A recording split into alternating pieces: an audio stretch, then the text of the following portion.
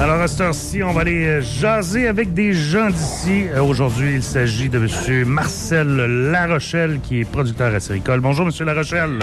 Bonjour. Et bon... là, oui. il y a une petite chose. Vous avez dit que vous alliez jaser avec des jeunes, là. Non, des gens d'ici. Hein? Des gens. Ah, OK, j'avais compris jeune, parce que là, il était pas petit. Lui, il est moins jeune un petit peu. Oui. Non, effectivement, non. On parle avec des gens d'ici, oui, tout à fait. Donc, vous, M. Larochelle, oui, mais on le dira pas, votre âge. Je suis sûr que vous êtes super jeune. On le dira pas. Vous avez 20 ans. Gars, on va arrêter ça de même. Bon, oui, les autres années, c'est des années d'expérience. Ça, c'est du plus, dans le fond. C'est aussi simple. Oui. Je connais ça. Moi aussi, je dis j'ai 18 ans. Ça fait 2 fois que j'ai 18 ans. Comment ça le savoir? Ah, bon. On le calcule bien de cette façon-là. Monsieur Larochelle, donc vous êtes producteur à Séricole, c'est bien ça? Oui. Oui. Vous êtes à quel endroit? Je suis à Saint-Prosper, une petite entreprise de 3800 ventailles. Mm-hmm.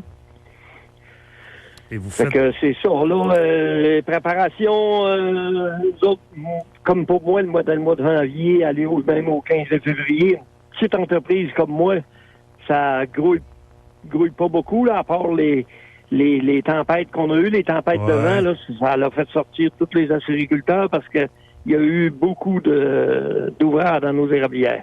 Oui, des bris d'équipement, j'imagine, puis ces choses-là. Ah, les arbres tombés sur les collecteurs, puis les lignes électriques qui sont dans le bois. Mm-hmm. Aussi, il y en a qui ont eu ça, puis beaucoup d'ouvrages. Avec la température qu'on connaît cet hiver jusqu'à présent, encore là, on voit des températures clémentes, pas beaucoup de neige. Est-ce que ça peut avoir un impact au niveau de la production de sirop d'érable? C'est difficile à dire. Ouais. Je sais que beaucoup de sériculteurs, nous autres, disaient c'est pas avec la neige qu'on fait du sirop d'érable, c'est avec la température dans la saison, dans le bon temps de la saison.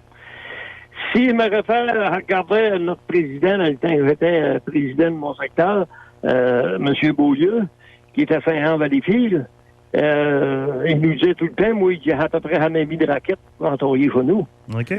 Et puis, ils font des très, très, très, très bons printemps. Ça fait que... Mais c'est dur à dire. Mm-hmm. Regarde, le mois de janvier, là, il y a pas de... Pour les semaines à venir, il n'y a pas de foin, là. Non, effectivement. Il n'y a pas de foin. Même, on va revenir au point de corrélation, couper le jour, là. Puis, comme vous dites, il n'y a pas de neige. Puis là, la terre, elle avait gelé un peu... mais là, avec le dégel qu'on a eu la semaine passée, là, 3-4 jours de temps, là, puis il n'y avait plus de neige dans nos sucreries, moi, il y avait plus de gelée dans le sol, là. Mm-hmm. Ouais, ça aide pas, ça, là. Non. Ça fait que... C'est ça. C'est sûr que les choses que je connais des grosses entreprises, là, des 50, 60 000 entailles, ils sont dans les sucreries, ils sont en train d'entailler, là. C'est les préparations, puis ils sont en train d'entailler. Oui, parce que les autres, c'est ça, comme vous dites, là, ils n'ont pas le choix. Mais une plus petite comme ça, vous, là, vous faites plus d'usage personnel. Est-ce que vous vendez quand même un peu à la fédération? On fait des produits, tout ça? Ouais. Je fais un peu de produits, là, un baril et demi, mais je vends entre 25 à 30 barils au PPAQ à chaque année. OK, quand même. Oui, c'est ça.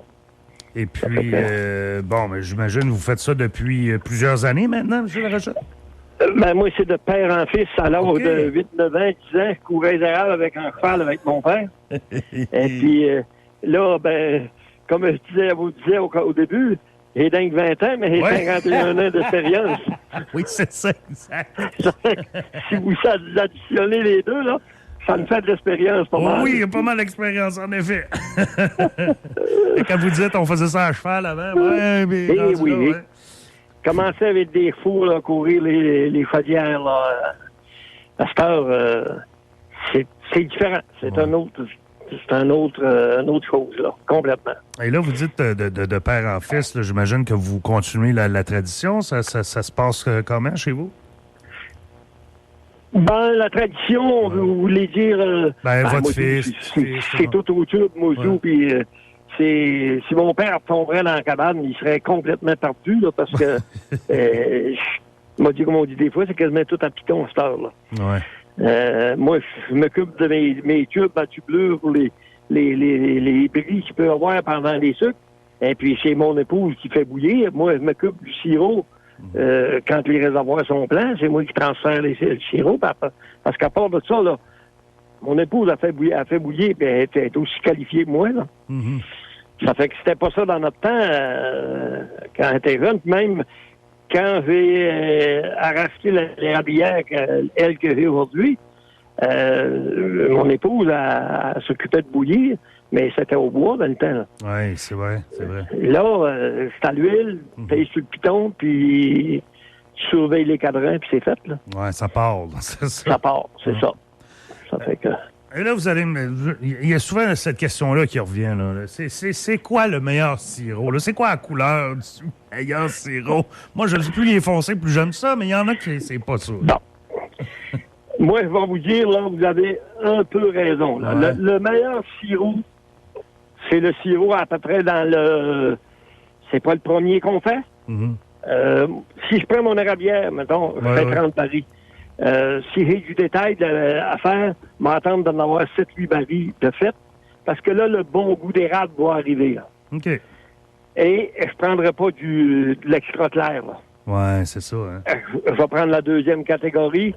Puis encore là, j'ai des clients dont moi, je veux pas de A ou de 2A, je veux du B. Bon goût. Ça fait que c'est... Mais c'est assez rare qu'il y en a qui vont nous demander du sirop extra clair là, qu'on met dans l'assiette puis qu'on le voit quasiment pas tant qu'il est blanc. C'est très rare, ça.